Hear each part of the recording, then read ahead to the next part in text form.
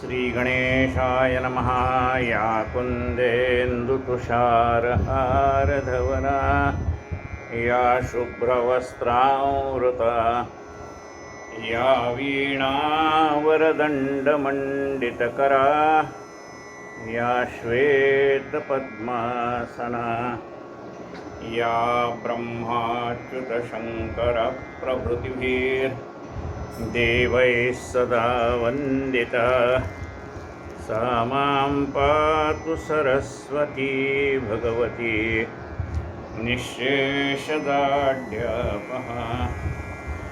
मूकं करोति वाचालं पङ्गुं लङ्घयते गिरिं यत्कृपातमहं वन्दे परमानन्दमाधवं। नारायणं नमस्कृत्य नरं चैव नरोत्तमं देवी सरस्वतीं व्यासं ततो जयमुदीरये। वसुदेवसुतं देवं कंसचाणूरमर्दनं देवकी परमानन्दं कृष्णं वन्दे जगद्गुरुं।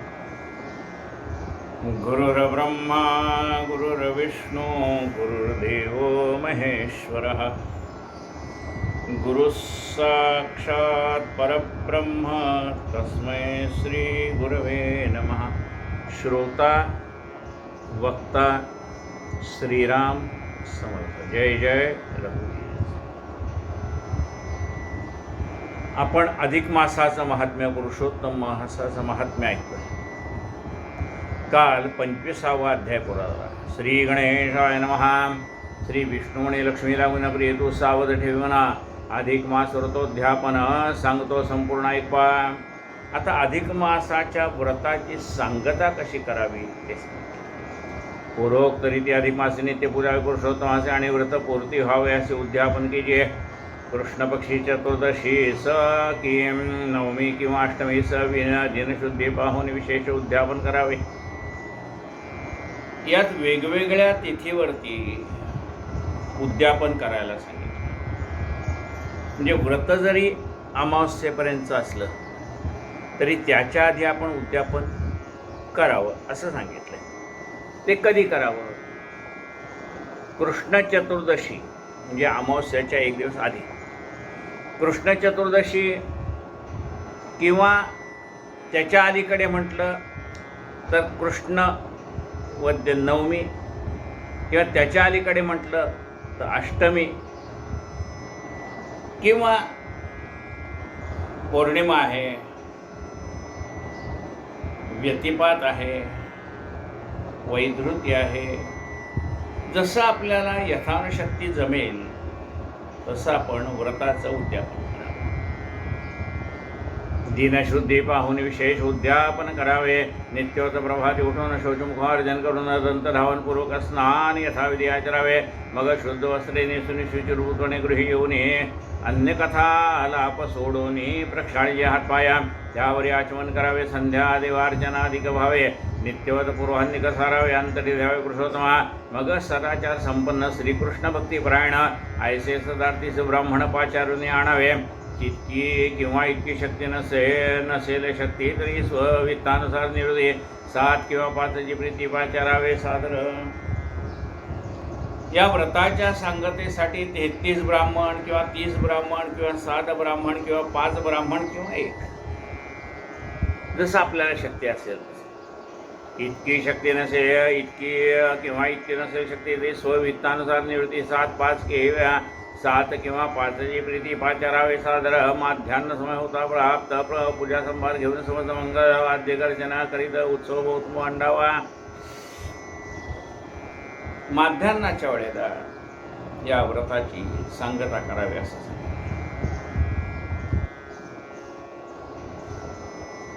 किंवा एकाच वेळेला माध्यान्हाच्या वेळेला सर्व ठिकाणी गुरुजी जाऊ शकणार नाही तर सकाळपासून माध्यान्हापर्यंत जमेल तसं करावं। माध्यान्ह समय होता प्राप्त पूजा संभार घेऊन समस्त मंगलवार ठिकाणी माध्यान्ह का म्हटलंय? ज्यांना घरी जेवायला बोलवायचं आहे ब्राह्मणाला, त्यांना सकाळी 7 वाजल्यापासून बोलवून काय करणार?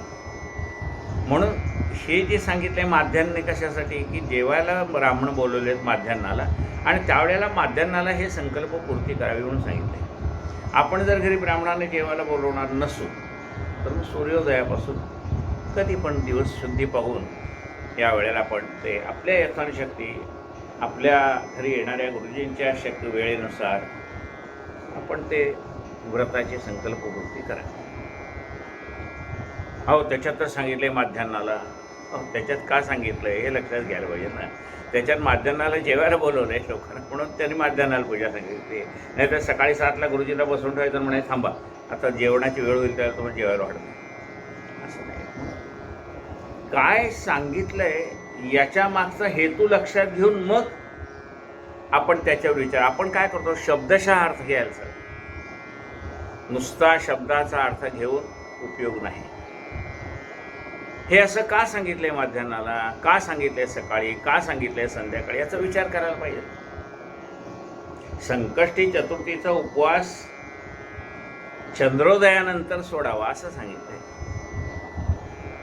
मग चंद्र कधी पाहिजे, तर चतुर्दशीच्या दिवशी संध्याकाळी चंद्र दिसला पाहिजे. म्हणजे चतुर्थी तर उद्या सकाळी लागते. आज तर तृतीय आहे, म्हणजे सूर्याने पाहिलेली तिथी कोणती, तृतीय आहे. आणि सूर्याने पाहिलेली चतुर्थी कधी आहे, उद्या आहे. मग आम्ही तृतीयेला संध्याकाळी चतुर्थीचं व्रत सोडतो की नाही? सूर्याने पाहिलेली तिथी मानावी असं सांगितलं, बरोबर आहे. मग सूर्याने पाहिलेली तिथी कुठली आहे, तृतीय आहे. सूर्याने पाहिलेली चतुर्थी कधी आहे, उद्या आहे सकाळी. पण आम्ही संकट चतुर्थीचं जेवण कधी करतो, तृतीयेला रात्री. याचा अर्थ काय, की चतुर्थीला रात्रीच्या वेळेला चंद्राचं दर्शन घ्यावं आणि मग सोडावे असं म्हटल्यामुळे काही वेळेला असं होतं की तृतीय असते संध्याकाळी 7 वाजेपर्यंत, 7च्या पुढे चतुर्थी लागते आणि 9ला लगेच चंद्रोदय. म्हणजे तुम्ही चतुर्थीचं उपवास किती 2 तास केला असं आपण व्यावहारिकदृष्ट्या म्हणू शकतो, पण तसं नाही आहे. चतुर्थी लागल्यानंतर उपवासाला सुरुवात झाली, म्हणजे भले ते 7ला लागले असेल, पण उपवासाची सुरुवात कधी झाली, चतुर्थी लागल्यानंतर. आणि सांगता कधी झाली, की ती चंद्रोदयाला झाली.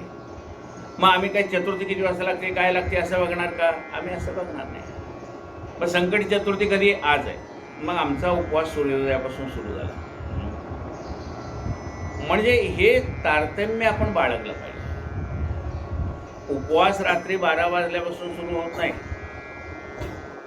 उपवास आज सूर्योदयापासून सुरू झाला. बरं, कुठपर्यंत येतो, तर म्हणाले चंद्रोदयापर्यंत आहे. मग जेवण कधी करायचं आहे, चंद्राचा उदय झाल्यानंतर. मग चंद्राचा उदय झाल्यानंतर मग स्नान करायचं, मग चूल पेटवायची, मग स्वयंपाक करायचा, मग जेवायचं. एवढंही व्यवहारात शक्य नाही. मग आपण काय करतो की आधी सगळा स्वयंपाक तयार करून ठेवतो. 9:10 चंद्रोदय आहे म्हटलं की सगळी ताटंबिटं वाढून ठेवलेली असतात. 9:09 झाले की लगेच देवाची आरती म्हणा काय ते करून 10ला नैवेद्य दाखवायचा की 9:11 ह्याच्या तोंडात घास गेलाच. पण बरोबर, म्हणजे याचा अर्थ की कोणत्या वेळेला काय करावं असं सांगितलं, त्याच्या मागचा हेतू काय ते आपण लक्षात घेतलं. रामाचा जन्म नवमी दुपारी 12 वाजता कधी आहे ते बघून करावं लागतं. नवमी दुपारी 12 वाजता असेल त्यावेळेला राम जन्मोत्सव. वद्य कृष्ण जन्म रात्री 12 वाजता अष्टमी कधी आहे ते बघून करावं लागेल. म्हणजे प्रत्येक तिथीचं महत्त्व वेगवेगळं आहे आणि त्याप्रमाणे ते कर्म सांगितलेले असतात. म्हणून असं का सांगितलं, तसं का सांगितलं, तर जा भाऊ शास्त्रकाराला विचार. म्हणजे ज्याला शास्त्राचं ज्ञान आहे किंवा ज्यांनी शास्त्र तयार केले. आता शास्त्र तयार करणारे तर आता हयात नाही, मग दुसरं काय करावं लागेल, तुम्हाला शास्त्रामध्ये वाचून अर्थ कळतो म्हटलं तर असा गोंधळ व्हायचा. त्यांनी तर माध्यान्हाला संकल्प सोडायला सांगितलं. म्हणजे पितरांचं जेवण माध्यान्नाला करावं म्हणून सांगितलं, कारण माध्यान्नाला ब्राह्मणाला आपण जेवायला बोलवलेलं असं पितरांचं. म्हणजे ते तारतम्य आपल्याला बाळगता आलं पाहिजे. नाही तर नुसतंच वाचलं आणि अर्थ कळला इतकं सोपं असतं तर मग प्रवचन कीर्तन पुराण करायचं काय झालं. म्हणजे शब्दार्थ, वाच्यार्थ, गुह्यार्थ, लक्षार्थ हे सगळं आपल्याला समजायला पाहिजे. नाही समजलं तर समजून घ्यायला पाहिजे. माध्यान्ह समय होता प्राप्त पूजा संभार घेऊन समस्त मंगल वाद्य गर्जना करीत उत्साह बहुत मांडावा. चतुरस्त्र की जे शुभ मंडळ वितान मालादिके स्वरूप ध्वज पताका उभार विपुल दीप लावावे. चतुर्द्वारी बांधावी तोरणे तैशीची मंगल घट ठेवणे. सभोवती पल्लव बांधणे शोभा करणे सर्वदा. म्हणजे उत्साहामध्ये हा विधी साजरा करावा व्रत उद्यापनाचा असं सांगितलं. त्यावरी एक तरुण प्रमाणात तदर्थार्ध किंवा तत्पावमान यथाशक्ती पंचधान्य पूर्ण सर्वतोभद्र करावे. 5 धान्याचा सर्वतोभद्र म्हणजे मांडणी असते देवतेची ती करावी. मग त्यावरी 4 दिशा 4 ठेवावे. आवरण कलश हाईम रजत की ताम्र आशेष किंवा मृण्मय असावे ते. मग 4 दिशेला 4 पुंजके, चौरंगावर 4 कोपऱ्यावर 4 धान्याची पुंजके आणि मधल्या 5व्या धान्यावरती मुख्य कलश असं ठेवावून त्याची पूजा करावी असं सांगितलं. त्यावरी एक द्रोण प्रमाण किंवा तदर्थ किंवा तत्पावमान यथाशक्ती पंचधान्य पूर्ण सर्वतोभद्र करावे. मग द्रोणभर सप्तधान्य असावं किंवा अर्ध द्रोण असावं किंवा पाव द्रोण असावं. त्याच्यावरती कलश बसला पाहिजे एवढं ते धान्य तिथे खाली घालायला पाहिजे. म्हणजे समजा असा विचार करा की तांब्याचं बूड असं जर प्लेन असेल तर तांब्याच्या खाली कमी धान्य चालू शकेल. पण तांब्याचा असा खालचा भाग निमुळता असेल तर जास्ती धान्य खाली घालावं लागेल, त्याशिवाय तो तांब्या त्याच्यावरती प्रेस होणार नाही. म्हणजे हे काय लागतं, तारतम्य लागतं की एवढे तांदूळ कशाला. म्हणजे प्लेन तुम्ही ठेवताय तो तांब्या, त्याचा खालचं बोर्ड प्लेन आहे का निमुळत आहे त्याच्यावरती खाली किती धान्य घालायचं ते ठरवावं लागतं. म्हणजे तांब्या हलवू नये हा त्याच्यामागचा उद्देश असतो. त्यावर एक द्रोण प्रमाणिके तदर्थ किंवा तत्पावमान यथाशक्ती पंचधान्य पूर्ण सर्वतोभद्र करावे. मग त्यावरी 4 दिशा 4 ठेवावे. आवरण कलश, मग 4 दिशाला 4 कलश ठेवावे. मग ते कशाचे असावेत, ते म्हणाले सोन्याचे असावेत, चांदीचे असावेत, तांब्याचे असावेत, पितळेचे असावेत किंवा मातीचे असावेत. त्यावेळेला स्टील नव्हतं म्हणून स्टीलचे असं म्हटलेलं नाही. त्यावेळेला जे धातू उपलब्ध होते त्या धातूचं वर्णन आहे. मग असे 4 दिशेला 4 कलश कोणत्या धातूचे ठेवायचे ते यथाशक्ती. ज्याची अजिबात ताकद नाही त्यांनी मातीचे कलश ठेवावे 4 बाजूला 4. म्हणजे कोणत्याही प्रकारचा अट्टहास आपल्याकडे नाही. यथानुशक्ती असं सांगितलं. हाईम रजत किंवा ताम्र शेज किंवा मृण्मय असावे ते. वित्तासून साठ्यानं करावे. स्वशक्ती ते अनुसरावे. चतुर्व्यूह प्रीत्यर्थ व्हावे. ऐसे स्थापावे घटचार. आता एखादा मनुष्य कोट्याधीश आहे, त्याच्या घरात चांदीचे तांबे असतील का नाही, मग त्यांनी चांदीचे तांबे ठेवावेत ना. ते काही ब्राह्मणाला दान करावेत असं नाही, पण पूजेसाठी ठेवायला काय हरकत आहे. म्हणजे त्या ठिकाणी आपल्या शक्तीनुसार ते कलश ठेवावेत असं सांगितलं. मग त्यावरी 4 दिशा 4 ठेवावे. आवरण कलश हाईम रजत किंवा ताम्राशेष किंवा मृण्मय असावे ते. आपण सत्याच्या पूजेला चांदीचा तांबे ठेवत नाही का, तो काय ब्राह्मण घेऊन जातो का, घेऊन जात नाही. तो म्हणतो हे तुमचं घेऊन टाका बरं का, हे चांदीचं तांब्यात चांदीच तांबणवरती ठेवले आणि पूजेला ते तुम्ही घेऊन टाका, ते तुमचंच आहे. ते काही ब्राह्मण त्याची अपेक्षा पण ठेवत नाही आणि यजमान पण तशी अपेक्षा ठेवत नाही. पण आपण घेतो का नाही पूजेला. म्हणजे याचा अर्थ की आपल्याला जर ऐश्वर दिले त्या ऐश्वर्याने देवाची पूजा करावी असं सांगितलं आहे. चांदीची निरांजन आहेत, ती काय लॉकरमध्ये ठेवायला आहेत का. चांदीचे तांब्या भांडे का लॉकरमध्ये ठेवायला आहेत का. पूजेच्या वेळेला ती उपकरणे नसतील तर ते उपकरणे घेऊन तरी उपयोग नाही. म्हणजे ज्यावेळी आपल्या घरात पूजा असेल त्यावेळेला ती ऐश्वर्याने करावी ना. दिलं आहे देवाने ऐश्वर्य, नसतं दिलं तर गोष्ट निराळी. मग देव म्हणतो हात जोडा, काही नसलं दिलं तरी मला मी त्याच्यामध्ये सुद्धा खुश आहे असा परमात्मा म्हणतो. वित्तासोनी साठ्यानं करावे. आपल्याकडे धन दिलंय देवाने, मग कंजूसपणा करू नका. वित्तासोनी साठ्यानं करावे, स्वशक्तीने अनुसरावे, चतुर्व्यूह प्रीत्यर्थ व्हावे, ऐसे सापावे घट चार, मग त्या माझे भरून उदक पंचपल्लव घालावे अनेक, आणि सद्वस्त्रे विष्णूनी सुरेखमुखी श्रीफले ठेवावी. त्या 5 कलशामध्ये 5 प्रकारच्या झाडाची पाने ठेवावी, पंचपल्लव ठेवावेत, नाही तर आंब्याचा ढाळा ठेवावा, त्यास 5 पानं असावीत, नाही मिळाला तर विड्याची पानं ठेवावीत. यथाशक्ती जे उपलब्ध असेल ते. आपण अट्टास करू नये, अरे भाऊ आंब्याचा ढाळा नाही, मग जे काही पानं झाडाचे असतील ती 4 लावावी त्याच्यात. याचा अर्थ काय, वृक्ष संवर्धन हा मुळात त्याचा उद्देश आहे. आंब्याची झाडं लोकांनी लावावीत, याच्यासाठी आमवृक्ष, आंब्याची पानं असं. कारण ते पिढ्याला फळ देत राहतं. आंब्याची झाडं काय, ज्यांनी लावलं त्याला फळ मिळतं असं नाही, त्याच्या अनेक पिढ्या ती फळं खात बसतात. तसं आपले अनेक पिढ्याला हे ऐश्वर प्राप्त व्हावं म्हणून तो आंब्याचा ढाळा त्याच्यात ठेवलेला आहे.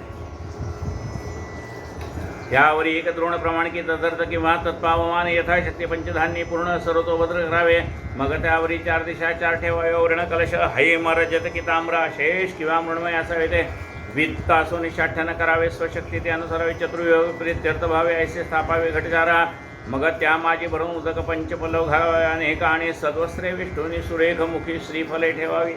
त्याला जमलं एखादं वस्त्र घालावं त्या तांब्याला, आणि त्या कलशावरती ज्याला आपण आंब्याचा ढाळा म्हणा, पंचपल्लव म्हणा, विड्याची पानं म्हणा, जे ठेवलं असेल त्याच्यावरती एक नारळ ठेवावा. मुखी श्रीफले ठेवावी, आणि त्या घटावाठाई क्रमाने एक देवता स्थापावी. जाणं संकर्षण वासुदेव प्रद्युम्न तैसाची 4था अनिरुद्ध. मग ह्या भगवान पुरुषोत्तमाच्या ह्या 4 देवता आहेत. त्या देवतांची नावं काय, त्यांचीच आहेत सगळे. भगवंताचाच पहिला आहे संकर्षण वासुदेव. संकर्षण म्हणजे बलराम दादा. संकर्षण वासुदेव प्रद्युम्न तैसाची 4था अनिरुद्ध. एके ठिकाणी संकर्षण आहे, एके ठिकाणी वासुदेव आहे, एका ठिकाणी प्रद्युम्न आहे, आणि एके ठिकाणी अनिरुद्ध आहे. असे 4 कलश 4 ठिकाणी असावे. वासुदेवाचा मुलगा कोण आहे, श्रीकृष्ण आणि बलराम दादा. म्हणून वासुदेवाची स्थापना आहे, बलराम दादाची स्थापना आहे. श्रीकृष्णाचा मुलगा प्रद्युम्न आहे, त्याची स्थापना आहे. प्रद्युम्नाचा मुलगा अनिरुद्ध, त्याची स्थापना आहे. म्हणून 4 कलश, 4ही बाजूला 4 कलश. संकर्षण वासुदेव प्रद्युम्न तैसा 4था अनिरुद्ध. मग जो व्रतारंभी प्रथम राधिके सहित पुरुषोत्तम परंज्योती परंधाम कलशावरी स्थापना असे. मग पहिल्या दिवशी आपण जी राधाकृष्णाची मूर्ती स्थापन केली ती म्हणा, किंवा आपण नुसती कृष्णाची मूर्ती स्थापन केली असेल ती म्हणा, ती मधल्या कलशावर ठेवायची.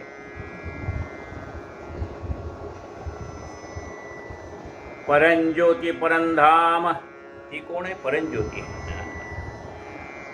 ती खरी ज्योत आहे, तिला आत्मज्योत म्हणतात. एकाला विचारलं, बाबा तू स्वप्न पाहिलं का? म्हणले पाहिलं. काल झोप लागली होती, स्वप्न पडलं होतं, स्वप्न पाहिलं. अरे मग कशामध्ये कसं पाहिलंस तू? तुझे तर डोळे बंद होते. बरोबर आहे, पाहणार तर डोळ्याने, डोळे तर बंद होते. लाईटमध्ये पाहावं तर झोपताना लाईट बंद केले होते. बरं, इमर्जन्सी लाईट डीममध्ये चालू ठेवला असेल तर इमर्जन्सी लाईटमधला पॉवर संपलेली होती. घरामध्ये अंधार होता, अशा अवस्थेत तू झोपला होता, तुझे डोळे बंद होते, आणि मग स्वप्न कोणत्या प्रकाशामध्ये पाहिलंस? ती आतली ज्योती आहे. आणि अंतःचक्षु आहेत, हे बाह्यचक्षु आहेत. अंतःचक्षुने पाहिलं, आणि कशाच्या प्रकाशामध्ये पाहिलं? ही जी जीवन ज्योत आहे आतमध्ये, त्या ज्योतीच्या प्रकाशामध्ये पाहिलं. तो हा परमधाम परमात्मा. ही ज्योत जोपर्यंत आतमध्ये तेवते ना, तोपर्यंत आपण जिवंत आहेत. ही ज्योत मंद झाली की आपण म्हणून ते दिवा लावतो, तर आपण म्हणतो दिवा विजून दिवा विजून. ही आतली ज्योत आहे, ती तेवत राहिली पाहिजे ना. अंतरीचा ज्ञानदीप मालवू नको रे, हरिभजना वीण काळ घालवू नको रे. ही अंतःकरणातली ज्योत आहे. ती अंतःकरणातली ज्योत म्हणजे परमात्मा आहे. परंज्योती परंधाम कलशावर स्थापिला असे, तो त्या कलशासहित डोकरी आणून ही सुरतोभद्रावर एक 4 कलशांच्या अभ्यंतरी स्थापून या साचार. पहिल्यांदा जो स्थापन केलेला, पहिल्या दिवशी स्थापन केलेला कलश आहे तो तसाच उचलून मध्ये जो पुंजका ठेवलेला आहे धान्याचा त्याच्यावरती आणून ठेवावा. तो त्या कलशाचा डोकरी आणून या सुरतोभद्रावर 4 कलशाच्या अभ्यंतरी स्थापून या साचार. वेद वेदांग वेदता ब्राह्मण मुख्य आचार्य करावा जाणं आणि जपाला किंवा विद्वान 4 ब्राह्मण वरावे. आता ज्याला ह्या सगळ्या गोष्टीचं ज्ञान आहे त्या माणसाला सांगत याला बोलवावं. नाहीतर हे 4 कलश कसले, त्या 4 कलशावर देवता कोणत्या हे सुद्धा जर त्याला माहीत नसेल तर त्या ब्राह्मणाला बोलवून काय उपयोग आहे. म्हणजे उद्यापनाला तसा ज्ञानी मनुष्य पाहिजे. तो त्या कलशाचा डोकरे वेद वेदांग वेदता ब्राह्मण मुख्य आचार्य करावा जाणं आणि जपा लागे महाविद्वान 4 ब्राह्मण वरावे. आणि 4ही बाजूला 4 ब्राह्मण बसवलेले त्यांनी जप करावा. जपा लागे महाविद्वान 4 ब्राह्मण वरावे. तया लागे एकेका कारणे 2 द्यावी वसने. मुद्रिकाधिक करभूषणे ती अर्पणी यथाशक्ती. आणि त्या ब्राह्मणाला 2 वस्त्र द्यावे. 2 वस्त्र याचा अर्थ एक धोत्राचं पान आणि वरती उपरणं, म्हणून 2 वस्त्र असं म्हटलेलं आहे. वेद वेदांग तया कारणे तया लागे एकेका कारणे 2 द्यावी वसने. मुद्रिकादक करभूषणे ती अर्पणी यथाशक्ती. आणि नाना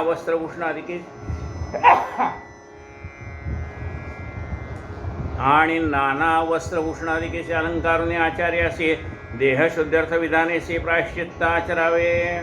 ब्राह्मण मुख्य जे ब्राह्मण असतील त्यांनाही आहेर करावा. नाना वस्त्रे भूषणाधिकेशी अलंकारुने आचार्य असे देहशुद्ध्यर्थ यथा विधानेशी प्रायश्चित्त आचरावे. तदनंतर स्वस्त्री सहित बैसोने एकाग्रचित्त पूर्वोक्त विधीने साध्यंत भगवत पूजन करावे. आणि मग सांगितले पंचगव्य घ्यावे. म्हणजे त्याने काय होतं, देहशुद्धी होते. पंचगव्य म्हणजे काय, गाईचेच 5 प्रकार आहेत. गाईचं गोमूत्र आहे, गाईचं शेण आहे, गाईचं दूध आहे, गाईचं दही आहे आणि गाईचं तूप आहे. म्हणून त्याला असं म्हणतात पंचगव्य. पंचामृत वेगळं. त्याच्यामध्ये काय आहे, दूध आहे, दुधापासून तयार झालेलं दही आहे, त्याच्यापासून तयार झालेलं तूप आहे, मध आहे, साखर. पंचामृत. पंचगव्य गाईपासून तयार झालेली 5 द्रव्ये. गोमूत्र आहे, गोमय म्हणजे शेण आहे, किंचित गोमय आहे, गोमूत्र आहे, दूध आहे, दही आहे आणि तूप आहे. म्हणून त्याला पंचगव्य. ह्या पंचगव्याने काय आहे, देहशुद्धी, आतली शरीरातली शुद्धी पंचगव्याने. आणि बाह्यशुद्धी घरामध्ये गोमूत्र शिंपडा असं आपण सांगतो बाह्यशुद्धी. किंवा मग गुरुजी काय करतात, समजा गोमूत्र नाही, काही नाही, एक फूल घ्या, त्या कलशावर आधी हात ठेवायला सांगतात, त्या कलशाची पूजा करायला सांगतात, त्याला गंधफूल व्हायला सांगतात. आणि मला शेवटी काय सांगतात, एक फूल घ्या, त्या तांब्यातल्या पाण्यात बुडवा आणि सगळीकडे पाणी शिंपडा. अपवित्र पवित्रो वा सर्वावस्थांगतो पिवा यस्मरे पुंडरीकाक्षं. पूजेला घेतलेल्या साहित्यावरती आणि घरामध्ये पाणी शिंपडा. अपवित्र पवित्रो वा, ते सगळे वस्तू पवित्र होतील का, भगवंताचं नाव घेऊन आपण शिंपडतोय. अपवित्र पवित्रो वा सर्वावस्थांगतोऽपि वा यस्मरेत पुंडरीकाक्षम. पुंडरीकाक्षम म्हणजे भगवंताचं नाव घेऊन जर हे पाणी शिंपडलं. गोमूत्र नाही आहे, काय करणार, गोमय नाही आहे, पंचगव्य नाही आहे, मग शरीर शुद्धी कशी होणार. म्हणून सांगितले अपवित्र पवित्रो वा सर्वावस्थांगतोऽपि वा यस्मरेत पुंडरीकाक्षं सभायाभ्यंतर शुचिः. आणि त्या पाण्याने सगळीकडे पाणी शिंपडा. आपल्याही आत्मानंच प्रोक्षयेत, आपल्याही अंगावर शिंपडून घ्या. आणि एखादा थेंब तुमच्या मुखात जाईल त्यामुळे, आणि त्यामुळे अंतरंग सुद्धा शुद्ध होईल. अपवित्र पवित्रो वा सर्वावस्थांगतोऽपि वा यस्मरेत पुंडरीकाक्षं सभाय अभ्यंतरशुचिः. पूजा द्रव्याणि संप्रोक्ष आत्मानंच प्रोक्षयेत। या लागे एकेका गण्यात दोन दोन द्यावी सने मुद्रिकाधिक करभूषणेची ही अर्पणी यथाशक्ती आणि नाना वस्त्रभूषणादिकेशी अलंकारुनी आचार्य असे देहशुद्ध्यर्थ विधानेशी प्रायश्चित्त करावे। तदनंतर स्वस्त्री सहित बैसोन्या एकाग्र चित्तपूर्वक विधीने साध्यंत भगवत पूजन करावे। आणि प्रायश्चित्त घ्यायला सांगितलं। प्रायश्चित्त म्हणजे काय? जे विधी ज्या पद्धतीने व्हायला पाहिजेत बघा, आपल्यावरती 15 संस्कार सांगितले, बरोबर आहे। आता हे 15 संस्कार जर आपल्यावर झाले नसेल तर त्याचं प्रायश्चित्त सांगितले। म्हणजे अन्नप्राशन, नामकरण हा संस्कार आहे। नाव ठेवणं, मुलाचं पाळण्यात घालून नाव ठेवणं हा संस्कार आहे, नामकरण संस्कार आहे, अन्नप्राशन संस्कार आहे। म्हणजे असे आपल्यावरती शरीरावरती संस्कार आहेत 15। आणि 16वा संस्कार राम बोलो भाई। म्हणून 15 संस्कार आपल्यावरती हे जे आहेत व्हायचे, ते 15 संस्कारापैकी एखादा संस्कार झाला नसेल, त्यावेळेला ते शक्य झालं नसेल, मग त्या जे संस्कार आपल्या हातून घडलेले नाहीत त्याचं प्रायश्चित्त। रोज स्नान रोज संध्याकाळला सांगितले, पण आपल्या हातनं घडलेलं नसेल तर ते प्रायश्चित्तासाठी गुरुजी सांगता, हा चला प्रायश्चित्तं करिष्ये। देहशुद्धार्थ विधानाशी प्रायश्चित्त आचरावे। तदनंतर स्वस्त्री सहित वैसोन्या एकाग्रचित्त प्रोक्त विधीने साध्यंत भगवत पूजन करावे। आपल्याला काय असतं, पाणी सोडा म्हटलं की सोडतो, पण ते त्याच्यामध्ये गुरुजींना माहीत असतं की यांच्याकडनं काय करून घ्यायचं। कारण काय हवे का, आपण गुरुजींना दक्षिणा देतो ना, मग ती जबाबदारी कोणाची येते? गुरुजींची येते। म्हणजे यजमानाचं काम यथासांग करणं ही जबाबदारी कोणाची आली? गुरुजीची आली। आणि त्याने नाही केलं त्याचं पाप त्याला। आपण तर आपण श्रद्धेने बोलवलं ना, आपल्याला पुण्य मिळून जाणार। पण ब्राह्मणाने जर यथासांग कर्म केलं नाही तर त्याचं पाप मात्र त्या ब्राह्मणाला लागणार। ते करतो म्हणजे काय मेहरबानगी करत नाही आपल्यावर। ब्राह्मण यथासांग कर्म करतो म्हणजे आपल्यावर मेहरबानगी करत नाही, कारण भगवंताने त्या कामासाठी त्याची योजना केलेली आहे। त्याला त्याची ड्युटी करायची, त्याला त्याचं कर्तव्य पार पाडायचं आहे। त्यामुळे त्यांनी ते यथासांग केलं म्हणून त्याचं त्याला फळ नाही। तो काही जप जाप्य करेल, काही करेल, कारण ते याचं फळ त्याला का नाही? कारण त्यांनी ते ह्या कर्मासाठी दक्षिणा घेतली ना तुमच्याकडनं, म्हणून त्याचं फळ म्हणजे त्याचं त्याला पुण्य मिळणार नाही। पुण्य यजमान आला, त्या ब्राह्मणाने यथासांग करो का करू नये, केलं यथासांग तरी त्याला त्याचं पुण्य नाही, त्याच्याकडनं आपण दक्षिणा देतो, त्यामुळे त्याला त्याचं आपल्या घरी केलेल्या कर्माचं पुण्य ब्राह्मणाला नाही, बरोबर आहे की नाही? ते फळ यजमानालाच आहे। मग त्यांनी यथासांग केलं तर त्यांनी त्याची ड्युटी व्यवस्थित पार पाडली म्हणून भगवंत त्याच्यावर कृपा करून त्याला काय ऐश्वर्य द्यायचं तो देईल, की हा भाव प्रामाणिक आहे, यांनी प्रामाणिकपणे कर्म केले, मग आता त्याच्यावर आपल्याला कृपा कर। कारण चांगल्या माणसावर देव कृपा करणार ना। आता याच्यावर कृपा करायला हरकत नाही, याला काय आपल्याला वेगळं द्यायचं असेल तर त्याला ऐश्वर्य काय द्यायचं तर ते देईल, तो भगवंताच्या कृपेचा भाग आहे। म्हणून यथासांग कर्म करणं काम ब्राह्मणाचं आहे। केलं तर त्याचं काही वेगळं फळ त्याला नाही, कारण त्याची दक्षिणा त्याला मिळणार आहे म्हणून त्याचं यजमानाने श्रद्धापूर्वक ब्राह्मणाला बोलवलेलं आहे म्हणून यजमानाला त्याचं संपूर्ण फळ मिळणार। त्यांनी यथासांग करो का न करो त्याचं फळ मात्र यजमानाला मिळणार आहे, कारण त्या यजमानाने अंतःकरणपूर्वक हा ब्राह्मण शुद्ध आहे, चांगला आहे असं गृहीत धरून त्याला बोलवलेलं आहे। आणि म्हणून त्याची भावना शुद्ध असल्यामुळे ज्याची भावना शुद्ध आहे त्याला फळ आहे, त्यामुळे त्याचं फळ त्या यजमानाला मिळणार, प्रश्न नाही।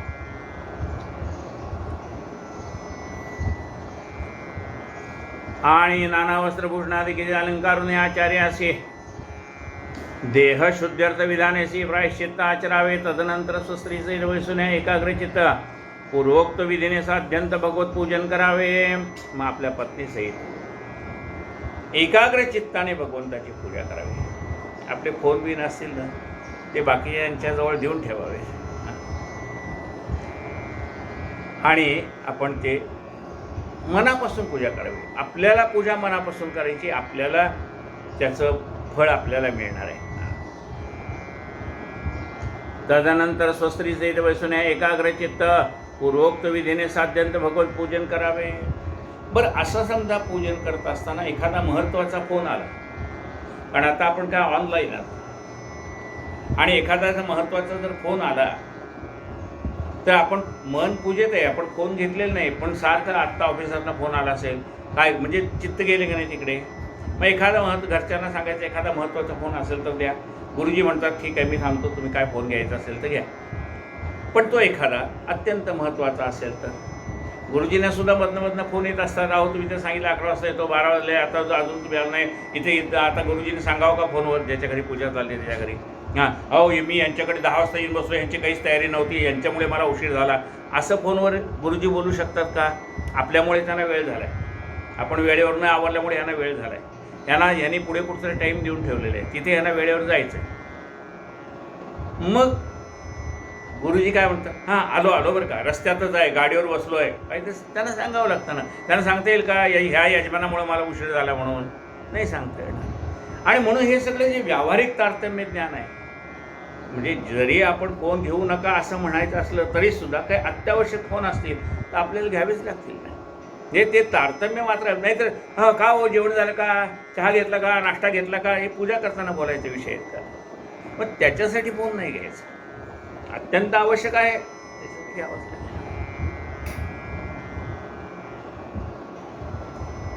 तदनंतर स्वस्त्री सहित बैसुन्या एकाग्रचित्त पूर्वोक्त विधीने साध्यंत भगवत पूजन करावे. पंचामृत स्नानपूर्वक उपचारार्पिजे सकळिका भक्ष भोज्य लेह पेयादिक नैवेद्यानेक समर्पावे. काही पदार्थ असे असतात की चावून खायचे असतात. म्हणजे आता पोळी असेल, भात असेल किंवा आणखीन काही पदार्थ असेल ते चावल्याशिवाय खाता येत नाही. काही असे असतात की त्याच्यातनं शोषून घ्यायचं आणि बाकीचं हे टाकून द्यायचं. जसं शेवग्याचे शेंगा आहे त्या तुम्ही खायला गेल्या चोष्य पदार्थ आहे, त्यातलं फक्त ते शोषून घ्यायचं, वरती काय असेल ते आणि आतला गाभा खाऊन घ्यायचा आणि वरचे सालपट टाकून द्यायचे, चोष्य. म्हणजे काही पदार्थ आहेत ते चावण्याचे, काही पदार्थ आहेत ते असे चोष्य म्हणजे त्याचा सार घ्यायचा आणि बाकीचं टाकून द्यायचं. काही पदार्थ आहे पेय, म्हणजे आता खीर केली आहे, बासुंदी केली आहे, पेयचा पदार्थ आहे. म्हणजे काही पदार्थ कसे आहेत बघा, उपचारार्पी काही भक्ष भोज्य लेह्य पेयादिक आणि नैवेद्याने समर्पावे. आणि त्या 4 विप्राकडून चतुर्व्यूह जप की जे जाणा, त्या 4 देवतांसाठी 4 ब्राह्मणांनी जप करायचा आहे.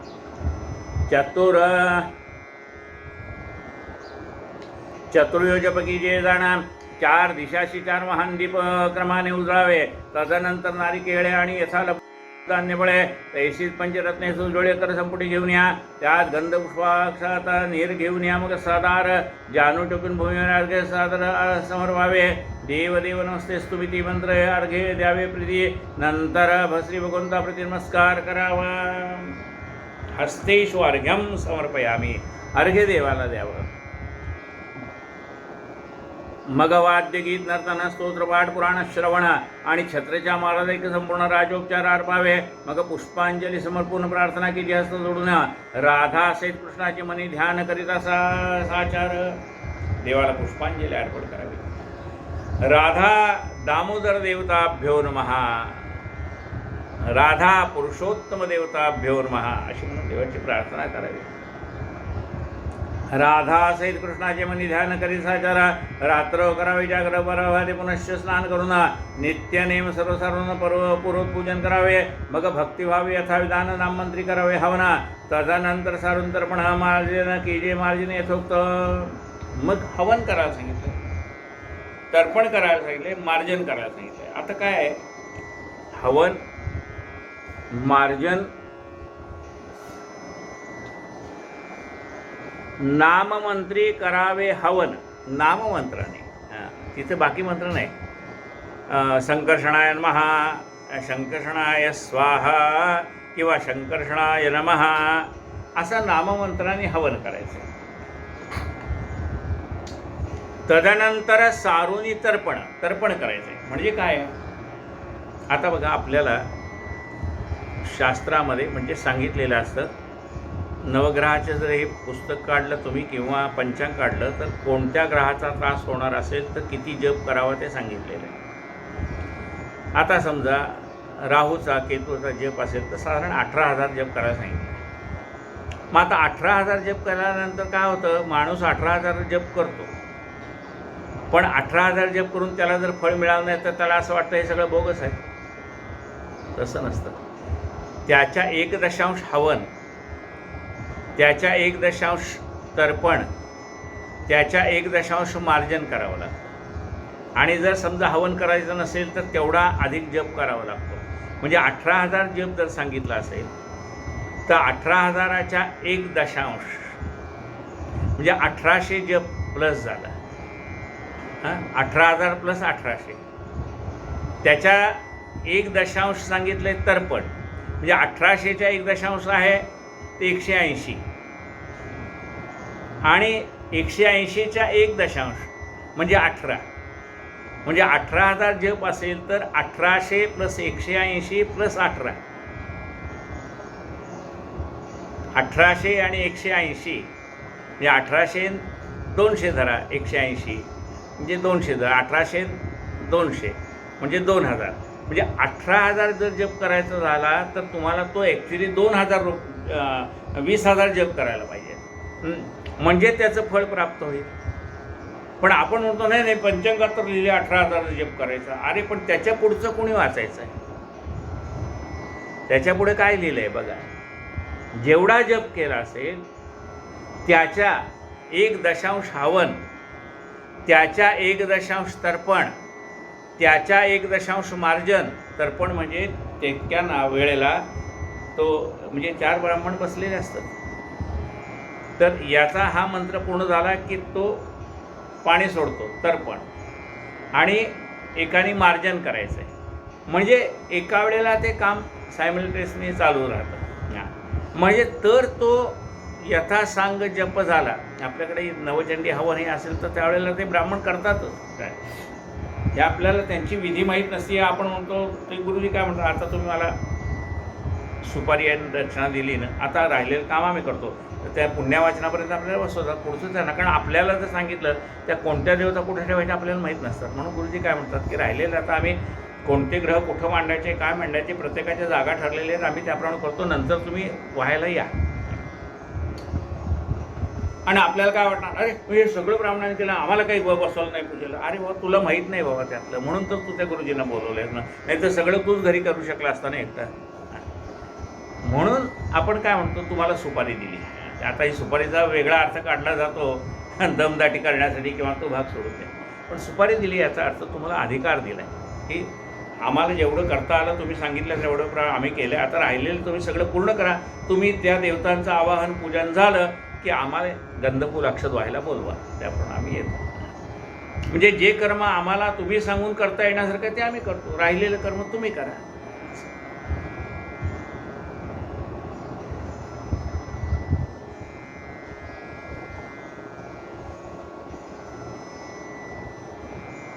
रात्रौ करावे मग भक्तिभावे, मग भक्तिभावे यथा विधान, नाममंत्री करावे हवन, तदनंतर सारुनी तर्पण की जे मार्जन येतो.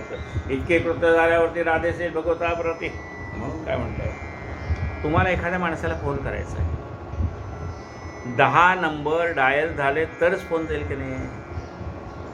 त्यातला एखादा नंबर चुकला तर फोन लागेल का? लागणार नाही. म्हणून ते कर्म ज्याप्रमाणे सांगितले त्याप्रमाणेच करावं लागतं. त्याच्यात शॉर्ट करा, थोडक्यात करा, मग काय थोडक्यात करून तुम्हाला लाभ नाही झाला, पुन्हा तुम्ही त्या ब्राह्मणाच्या नावाने खडे फोडायला तयारच की बाबा त्यांनी केलं ना आम्हाला काय फळ प्राप्त झालं. ते यथासांग करायला जेवढा वेळ आवश्यक आहे तेवढा पाहिजे. तुम्ही उगी घाई करत राहा, लवकर आवरा लवकर आवरा, त्याने काय करावं. मग भक्तिभाव यथा विधान, नामंत्री करावे हवन, तदनंतर सानंतरपणा की जे मार्जन यथोक्त. इतके कृत्य झाल्यावरती राधेसे भगवता प्रदे निरांजनामे विदेवेशमिती मंत्रे आरती कीजिए. मग राधे सह पुरुषोत्तमासे ध्यावून या, शुद्ध मानसी सुगंध पुष्पांजली तयाशी सादर पूर्णार्पावी.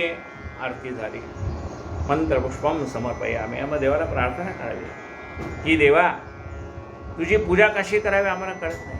आवाहनं न जानामी तवर्जनं पूजांचैव न जानामी क्षम्यतां परमेश्वर मंत्रहीनं क्रियाहीनं भक्तिहीनं सुरेश्वर यत्पूजितं तु मया देव परिपूर्णं तस्मै अन्यथा शरणं नास्ति त्वमेव शरणं मम तस्माद् कारुण्यभावेन रक्ष रक्ष परमेश्वर.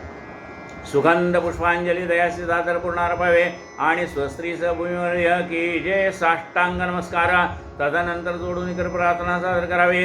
इतका विधी झाल्यानंतर ब्राह्मणाचे पूजून सादर सुवर्णासहित पूर्णपात्र दान द्यावी यथाविधी आणि एक सपत्नीक आचार्य ब्राह्मणा पूजून द्यावी. बहुदक्षिणा वस्त्रे भूषणे अर्पून दाना तयांच्या मनात तोष व्हावे आणि द्यावे. गोप्रधान सुशिला गाय सुलक्षण बहुदुग्धवती आणि अतितरुणा चतुस्तने सवत्स ताम्रपुष्णे निरुगी साजरी न्यायार्जित पुष्पशरीरी स्वर्णशृंगी रौप्यकुरे वस्त्रालंकारे सुशोभिता एसी धेनू द्यावी. एक ऋत्वीचे पूजावे सकळे वस्त्रे भूषणे देऊन अनेक दक्षिणा द्यावी. दयासी यथाशक्ती दंपत्या लागून वस्त्रभूषणादिकी पूजून यथा अष्टविध पदांचे दान यथाविधी कीजे. आणि तिलपात्र घृतपात्र जलपात्र उपान छत्र सोपस्कर्षे या पवित्र उग उर्णा वस्त्र कंबला रेशमी वस्त्र कृष्णाजीन कार्पास वस्त्र जल रजत सुवर्ण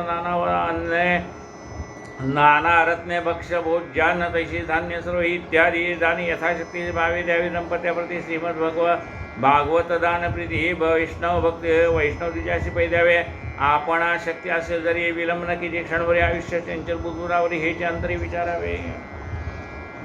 आणि आत्तापर्यंत सांगितलेली वेगवेगळी दानं आहे ती यथाशक्ती आपण द्यावी. काही नसेल तरी हात जोडून तुम्ही हात जरी जोडला तरी ब्राह्मण तुम्हाला आशीर्वाद देणार. काही भाऊ माझ्याकडे देण्यासारखं काही नाही आहे पण माझा नमस्कार तुम्ही स्वीकारा तरी ब्राह्मण तुम्हाला आशीर्वाद देईल. रेशमी वस्त्र कृष्णाजीनं आपण शक्ती असेल तरी विलंब न की जे क्षणभरी आपल्याला जर शक्ती आहे आपण विलंब करू नये कारण आयुष्य क्षणभंगुर आहे. या 8-9 महिन्यात तर आयुष्य किती क्षणभंगुर आहे हे आपण प्रत्यक्ष पाहतो आहोत. घरातनं मनुष्य जर गेला हॉस्पिटलमध्ये तर तो परत येईल का नाही याची गॅरंटी वाटत नाही आपल्याला. इतकं आयुष्य क्षणभंगुर आहे. इत्यादी दानी यथाशक्ती भावे द्यावे. दंपत्याप्रती श्रीमद भागवत दान प्रीती वैष्णव द्विजाशी पै द्यावे. आपण शक्ती असेल तरी विलंबन की जी क्षणभरी आयुष्य चंचल बुद्धबुधापरी हिची अंतरी विचारावे. आपल्याला शक्ती असेल ते यथाशक्ती करावं कारण आयुष्य क्षणभंगुर आहे. कधी जाईल त्याचा भरोसा नाही. ते कोटी श्रीमद भागवत साक्षात भगवस्वरूप आहे. अद्भुत हे जे वैष्णव ब्राह्मण प्रदान देतात भक्तीने ते कोटी कोळासू धरून अप्सरा गणयुक्त विमाने अनायसे आरोढून जातात. गोलोकाला कोणी श्रीमद भागवत दाना समान इंद्रिय आणि नाही दाना याने साक्षात चित्रगान राधा रमण तोषतो सहस्रावधी कन्यादाने किंवा की वाजवी शत करणे की धान्यासे क्षेत्रे देणे की तुलसी दाने शतावधी की महादाने अष्टविध की दान देणे चारिवेद इत्यादी जी कर्मे विविध पुण्यफलदायक असे ती भगवत दानाच्या षोडशंशेषण तुलसी दान निश्चिती तस्माद मानवे बहो यत्नशी भागवत दान कीजिए. आणि त्रिदंशत्या दंपत्या कारणे द्या भावे द्यावे. अपोदाने दयाचा प्रकार कैसा करणे तेही सांगतो आहे की समस्त भागवताचं दान द्यावं. 33 जोडप्यांना बोलावं त्यांची पूजा करावी. त्यांना अनारसे द्यावेत. अडीच प्रस्थाचे विशेष कास्यपुटंपोळ घ्यावे. 30 प्रत्येक कामाचे 33 आपोप रसरस घालावे. त्या आपोपाला की प्रत्येक क्षेत्रे असतील जितकी वस्त्रे शस्त्रे सुखी जाते वैकुंठी वस्तात मग तेथून गोलोकाठाई जाऊन सुखे वसत असे जेथून पुनरावृत्ती नाही ज्योतिर्धाम सनातन जो. त्या अरणाशाला जेवढी छिद्र असतील तेवढा काळ त्याला वैकुंठामध्ये राहायला मिळतं आणि नंतर तो गोलोकाप्रत जातो. यद्गत्वा न निवर्तन्ते तद्धाम परमम अशा ठिकाणी तो जातो.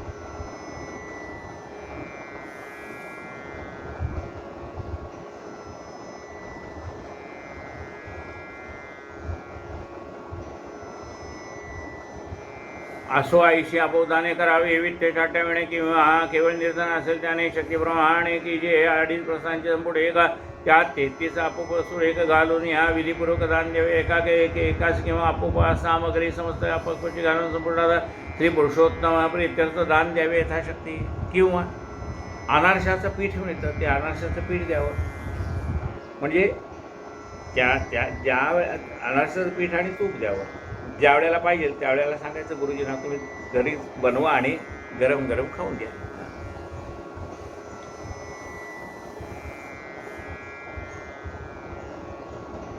किंवा आपोप सामग्री समजता आपाकोची घालून हे संपूर्ण आता श्री पुरुषोत्तम रीतीने दान द्यावे आता वेळी मग आमंत्रित दंपत्याला लागून सुभोजन देतो म्हणून पुरुषोत्तमाच्या या सन्निधानी संकल्पधनी करावा आणि प्रार्थना श्रीकृष्णाची भावे स्मरत शुद्ध मानसी त्या सर्व द्विजय दंपत्याचे हर्षे विधिवत पूजून या.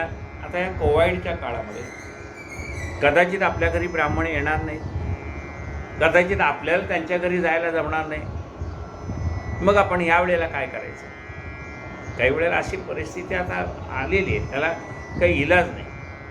समजा त्या ब्राह्मणाच्याच आजूबाजूला कोणी कोविड पेशंट असेल तरी आपल्याला त्याच्या घरी जाता येणार नाही, किंवा ब्राह्मणाला आपल्या घरी बोलवलं आणि आपल्या आजूबाजूला कोणी कोविड पेशंट असेल तर ब्राह्मण म्हणून तुमच्या ठिकाणी आहे तर मी काही येणार नाही. म्हणजे असं आपल्या आजूबाजूला कुठं घडलेलं असेल तरी जाणाऱ्याला भीती आणि येणाऱ्याला भीती. मग आता अशा वेळेला काय करावं?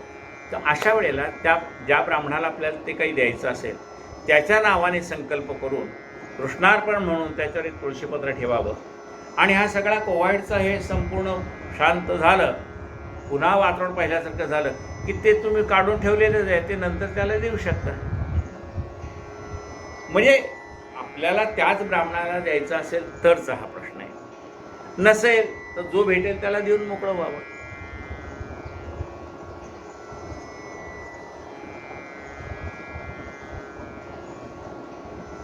बघा इथे काय म्हणतंय, सुभोजन देतो म्हणून या पुरुषोत्तमाच्या सन्निधानी संकल्प झणी करावा. त्याच्या परमेश्वराच्या पुढे संकल्प करून ठेवायचा की बाबा हे सगळं शांत झालं की मी त्यांना देणार आहे म्हणून संकल्प करून ती पिशवी तशी बाजूला ठेवून द्यावी. फक्त ते खराब होणारं धान्य त्यात काही नसावं, जे राहू शकेल 2-3 महिने असं धान्य त्याच्यामध्ये असावं, किंवा एखादं पाकिट करून ठेवावं. पुन्हा सगळं वातावरण पूर्ण झालं की ते पाकिट द्यावं, नाहीतर त्या पाकिटातल्या पैशांनी जे काही तुम्हाला द्यायचं असेल ती वस्तू त्यावेळेची घेऊन त्यावेळेस तुम्ही देऊ शकता.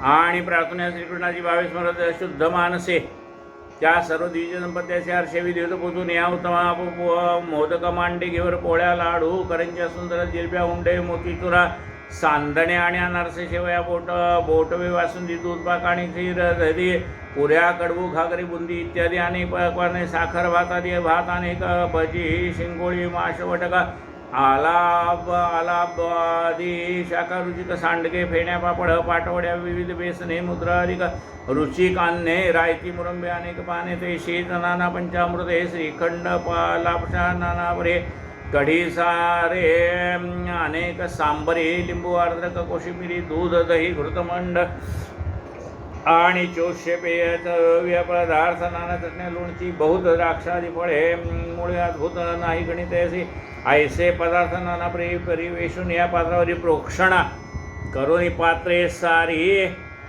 प्रीती उदक सोडावे राधा कृष्णार्पण म्हणून या सांगावे भोजनाला गुण आणि पाणी पल्लव सोडून मृदवचने विनवावे. आणि राधा कृष्णार्पण म्हणून संकल्प सोडावा, पुरुषोत्तमार्पण म्हणून संकल्प सोडावा. आणि गोड वाणीने सांगावं की बाबा हे आम्ही पदार्थ केलेत, तुम्ही गोड मानून घ्या आणि आपण त्याचा आस्वाद घ्यावा. मी केलेल्या पदार्थातला एखादा पदार्थ असू शकेल की जो तुम्हाला आवडत नाही, मग तुम्हाला न आवडणारा पदार्थ एका वाटीमध्ये आधीच काढून बाजूला ठेवून द्या, पाण्यात टाकू नका. तुम्हाला एखादा पदार्थ नाही आवडला ना, सांगा की हा मला आवडत नाही आहे, हा काढून घ्या. यजमानाने सुद्धा संकोच न बाळगता तो पदार्थ काढून घ्यावा. नाही आम्ही केलं आहे, तुम्हाला खायला काय होतं आहे, काय वाया घालवायचं अर्थ हे कोणी खायचं असं म्हणू नये. नाही आवडत, ज्याला जे आवडत नाही तो पदार्थ देऊन काय करणार तुम्ही? मग ती भाजी म्हणा, आमटी म्हणा, काय असेल ते तुम्ही त्यांना जे नको आहे ते पदार्थ एका वाटीत काढून ठेवावे आणि त्यांना सांगावे ही वाटी बाजूला ठेवा, नंतर आम्ही उचलू जेवण झाल्यानंतर. पण त्यांनी त्याला काही खरकटा हात लावलेला नसल्यामुळे तो पदार्थ आपण दुसरा घेऊ शकतो किंवा आधीच उचलून आपण ठेवू शकतो. हॉटेलमध्ये गेल्यानंतर आपण करत नाही का, ही भाजी नको बरं का, ती वाटी उचलून बाजूला ठेव, त्याच्यावेळी मला दुसरी भाजी आणून दे, असं आपण करतोच. पण तिथं आपल्याला चालतं, इथं आपल्याला एखाद्याने भाजी काढून ठेवली तर राग येतो, अरे मी केली तुमच्यासाठी तुम्ही खात नाही म्हणजे काय, असं म्हणू नये. जे आम्ही केलेलं आहे त्यातलं तुम्हाला जे आवडेल ते तुम्ही, जे आवडणार नाही ते बाजूला ठेवा. यद रोचते तद्ग्राह्यम यद न रोचते तत्याज्यम, तुम्हाला आवडेल ते घ्या. तुम्हाला नाही ना भाजी काय आवडत, हरकत नाही, नुसता डाळ भात खाल्लात तरी आम्हाला आनंद आहे. आमच्या घरी तुम्ही 2 घास खाल्ले याच्यात आम्हाला आनंद आहे. आम्ही केलेले सगळेच पदार्थ तुम्ही खा असा आमचा आग्रह नाही. खाल्लात तर आम्हाला आनंद आहे. पण नसेल तुम्हाला आवडत तर तुम्ही जाऊन बाहेर जाऊन उलटी करायची, त्यापेक्षा ते खरं नाही. तुम्हाला नाही आवडला एखादा पदार्थ काढून ठेवा, आम्हाला त्याचं वाईट वाटणार नाही. तुम्ही नुसती डाळ भात खाल्ली, तुम्हाला बाकीच काही आवडलं नाही तरी आम्हाला समाधान आहे. 2 घास तुम्ही आमच्या घरात खाल्लेत एवढंच आम्हाला आनंद आहे. काही नाही, त्याला खायला वेळ नसेल ब्राह्मणाला, किंवा एका वेळेला ब्राह्मण किती घरी जेवेल नसेल, ठीक आहे, त्याला एखादं फळ द्या, केळ द्या, दुसरं एखादं फळ द्या, द्राक्ष द्या किंवा काही द्या, किंवा नुसतं दूध द्या, काही नाही तरी जे यथाशक्ती असेल. त्याला चहा आवडत असेल चहा द्या. काहीतरी तुमच्या घरी घेतलं आहे याच्यात तुम्ही आनंद माना. त्यालाही जास्त आग्रह करू नका, कारण त्यांनी किती ठिकाणी काय खावं, किती खावं, आपली भावना आहे त्यांनी खायला पाहिजे.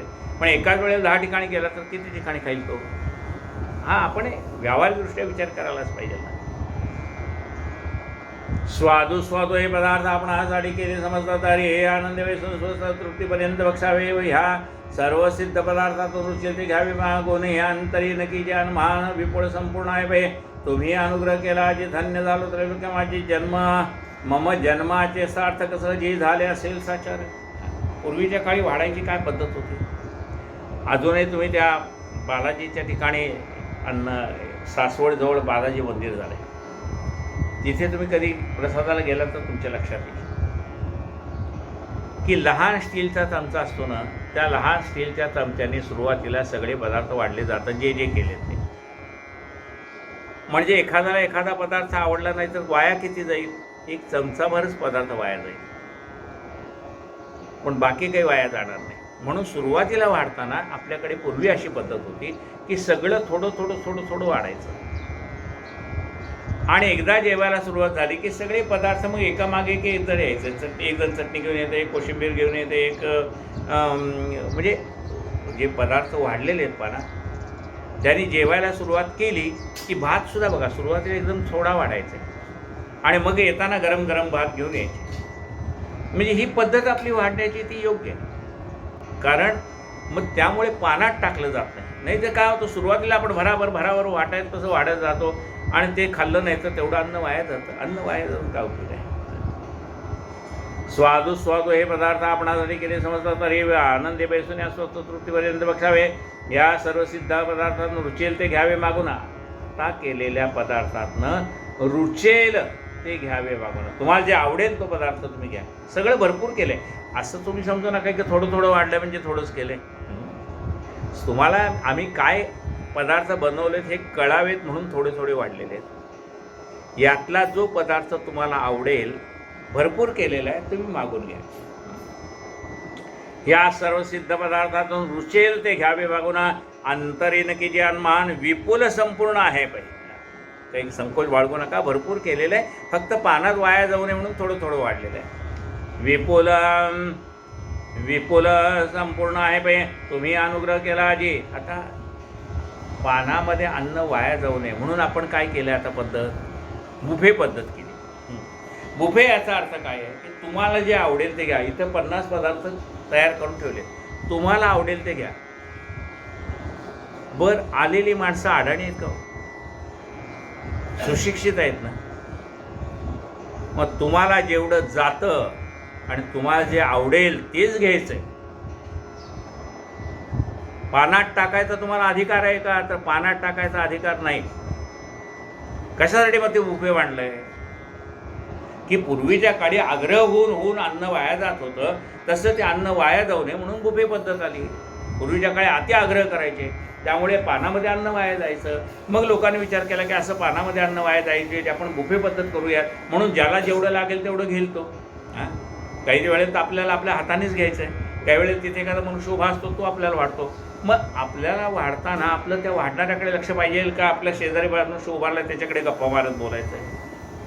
जो वाढतो त्याच्याकडे लक्ष पाहिजे. अरे बाबा थोडं वाढा भाऊ, मला जास्ती लागत नाही, एक अर्धा चमचा घाल, 1 चमचा घाल. मग कुणाच्या पानाला अन्न शिल्लक राहील का, राहणार नाही ना, अन्न वाया जाणार नाही ना. बरं, त्याच्याकडे समजा बनवणाऱ्याकडे शिल्लक राहिलं तर ते अन्न चांगलं आहे तोपर्यंत तो दुसऱ्या कोणाला तरी देईल. म्हणजे बुफे पद्धत ही चांगली आहे, वाईट नाही आहे. तुम्हाला पाहिजे तेवढंच घ्यायचं आहे. पण हवरटासारखं भरा भरा भरा भरा वाढून घ्यायचं आणि ते सगळं असं उचलून त्या टोपलीमध्ये टाकून द्यायचं. याला सुशिक्षित म्हणत नाहीत.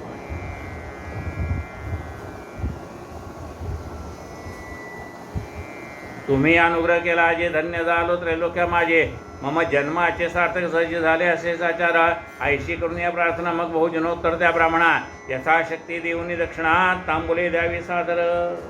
समाजामध्ये काही रूढी पडलेल्या आहेत, त्या आपण त्याच्या मागचा हेतू लक्षात घेऊ.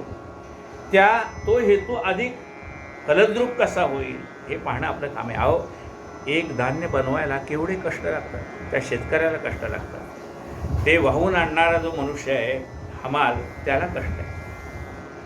ते धान्य निवडण्यासाठी आपल्या घरच्या आई बहीण मावशी आत्या कोण असेल घरात त्याला त्रास आहे. दळणारा मनुष्य जो दळण दळतो तो तर सारखा पिठामध्ये त्याच्या नाका तोंडात पीठ जात असतो. ते आहे ते स्वयंपाक तयार करणार त्या माऊलीला किती त्रास आहे, आणि वाया घालवताना आपल्याला काही त्रास वाटत नाही. असं होऊ नये, काळजी घ्यावी. आपण सुशिक्षित माणसं आहोत. तुम्ही अनुग्रह केला जे धन्य झालो त्रैलोक्य माझी. मग मम जन्माचे सार्थक सहजी झाले असेल सचारा. ऐसे करून या प्रार्थना मग हो जलोत्तर त्या ब्राह्मणा यथाशक्ती देऊन दक्षिणा तांबुले द्यावी सादरा.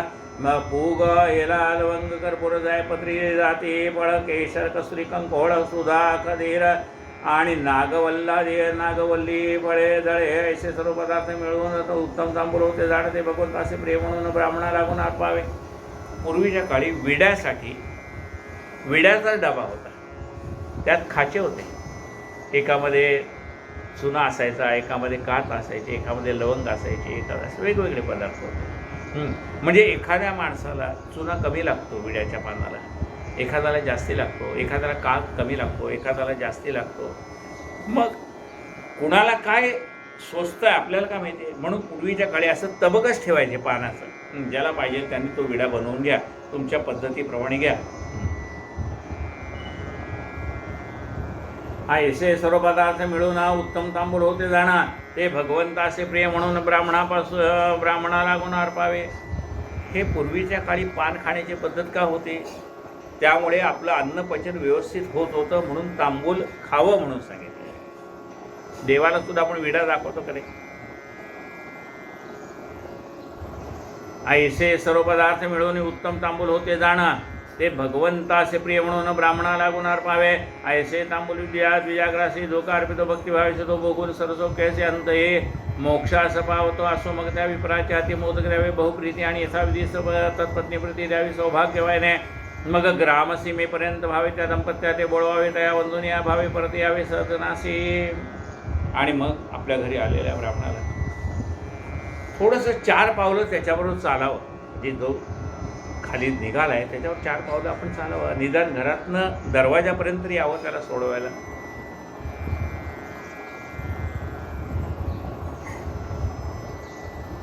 कारण त्यांना आपण आज राधाकृष्ण समजून बोलवलेलं आहे.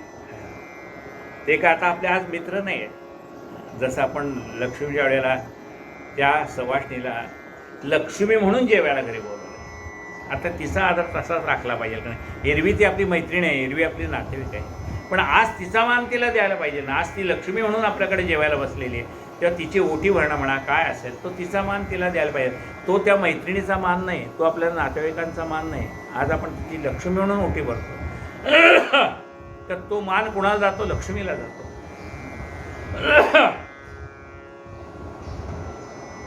ऐसे तांबूल द्विजाग्रासी जो कार्पितो भक्तिभावेचे तो भोगून या सर्व सौभाग्याचे अंतिम मोक्षास पावतो.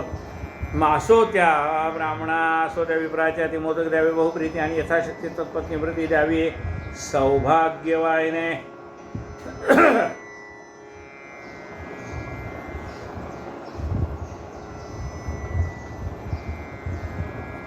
द्यावी सौभाग्यवायने. मग ग्राम सीमेपर्यंत भावे त्या दंपत्या ते बोळवावे. तया वंदोनिया भावे परत यावे सदनासे. मग पुरुषोत्तम सन्निधाने एकाग्रचित्ते वैसने मंत्रहीनेती मंत्रहीनेती मंत्रे करून हे जोडून प्राणी प्रार्थावे. आणि यस्य स्मृत्येती मंत्रेसी वंदोनिया पुरुषोत्तमाची न्यूनते संपूर्णतेचे पावावे साचार. आणि सगळ्यात शेवटी पूजा सांगता करावी. यस्य स्मृते. देवा तुझं मी आवाहन पूजन केलेलं आहे, काही चुकलं असेल तर मला क्षमा कर, तू प्रार्थना करावी.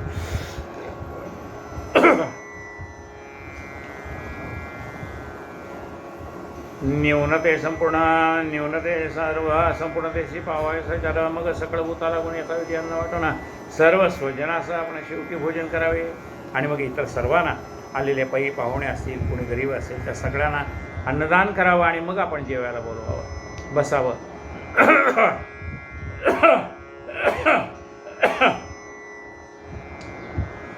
प्रिये हे उद्यापना तत्वधातू सांगा कथिले असे आता परी हे मध्येच केले असता पुढचे वर्तन सांगतो.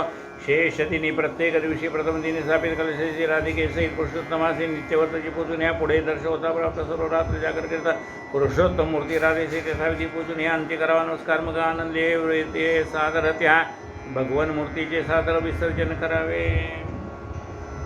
जरी उद्यापन आधी केलेलं असेल तरी त्या राधा दामोदराची पूजा किंवा कृष्णाची पूजा अमावस्येपर्यंत करायची आहे.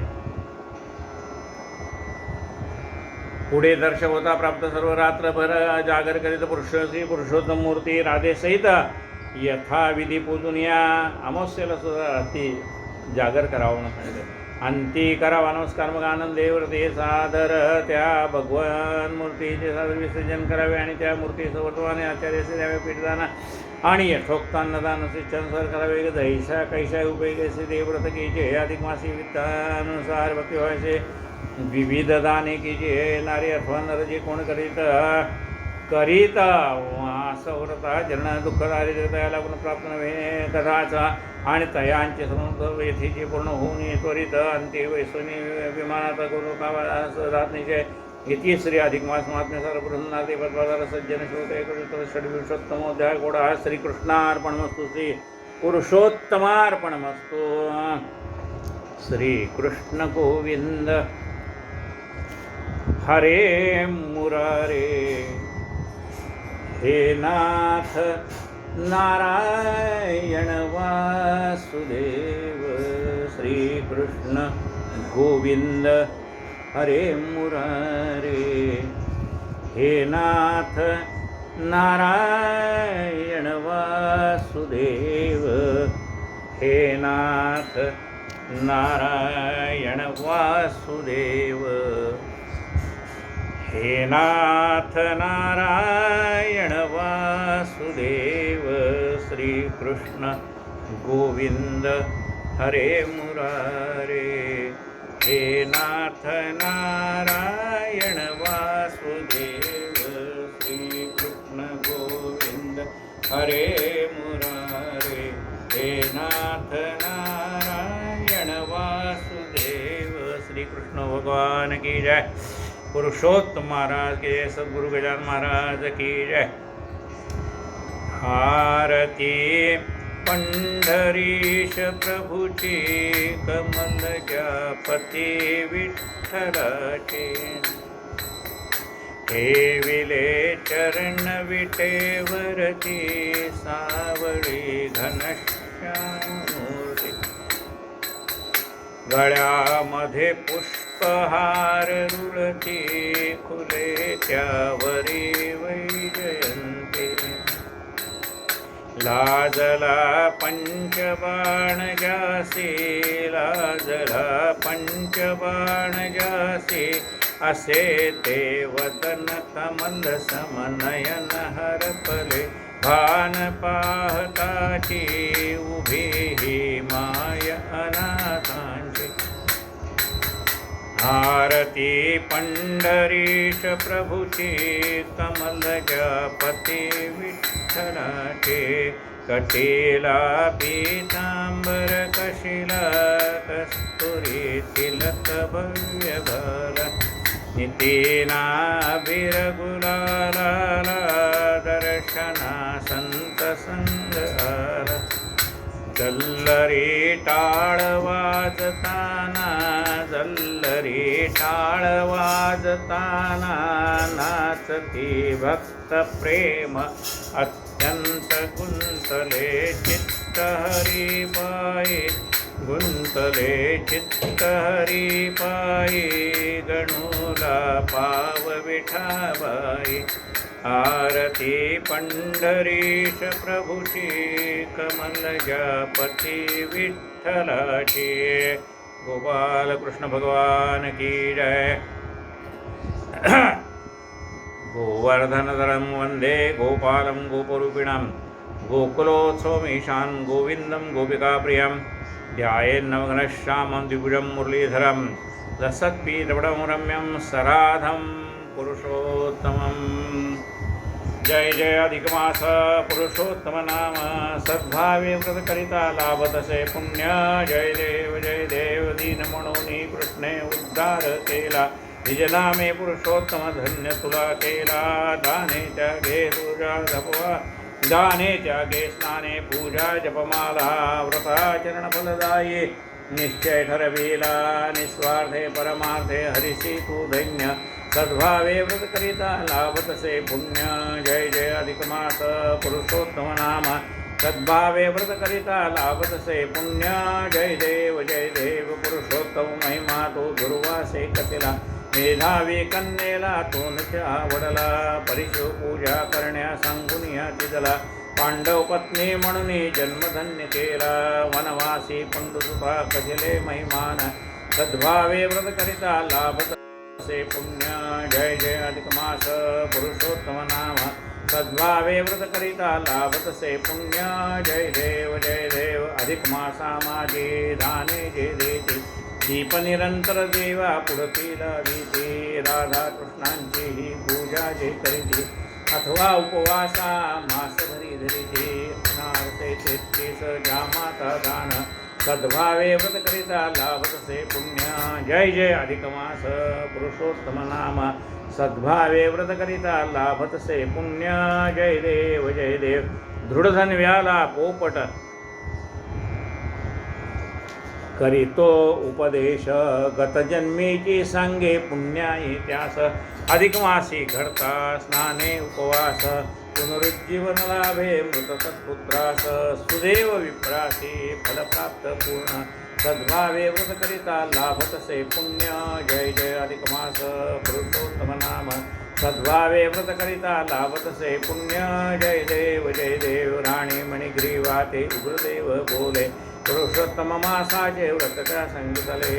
त्याला पुढच्या जन्मी सुख प्राप्त झाले, चित्रबाहू म्हणून या वैभव भोगियले. सहज तरी व्रत घडले तरी होई धन्य, सद्भावे व्रत करिता लाभतसे पुण्य. जय जय अधिकमास पुरुषोत्तम नाम, सद्भावे व्रत करिता लाभतसे पुण्य. जय देव कदरी आख्यान नारायण कथिती, दुर्गती होऊन आहे प्राप्त पुण्यांची. वानर जन्मातून स्वर्गाची प्राप्ती, मासभरी उपवासे तयास होईती. कथा पुराणामधल्या कित्येक अन्य, सद्भावे व्रत करिता लाभतसे पुण्य. जय जय अधिकमास पुरुषोत्तम नाम, सद्भावे व्रत करिता लाभतसे पुण्य. जय देव धर्मसत्य मर्यादा नीती आचरणे, कैसे पुण्य करावे दंपती जीवने. अनेक ऋषीवचने ऐकावी श्रवणे, महात्म्य पोथी वाचन करणे सर्वांनी. निस्वार्थे वागावे तोच धर्ममान्य, सद्भावे व्रत करिता लाभतसे पुण्य. जय अधिकमास पुरुषोत्तम नाम, सद्भावे व्रत करिता लाभतसे पुण्य. जय देव घालीन लोटांगण वंदीन चरण, डोळ्यांनी पाणी रूप तुझे. प्रेमे आनंदीन आनंद भावे ओहाळीन म्हणे नमा. त्वमेव माता पिता त्वमेव विद्याधनं त्वमेव सर्वं मम देव. कायेन वाचा मनसेन्द्रियैर्वा बुद्ध्यात्मना वा प्रकृते स्वभावात् करोमि यत्किञ्चित् सकलं परस्मै नारायणम्. अच्युतं केशवं रामनारायणं कृष्णदामोदरं वासुदेवं, श्रीधरं माधवं गोपिकावल्लभं, जानकीनायकं रामचन्द्रं भजे. राम राम हरे हरे, हरे कृष्ण हरे राम राम राम हरे हरे, हरे कृष्ण कृष्ण कृष्ण हरे हरे. सद्गुरु गजानन महाराज की जय।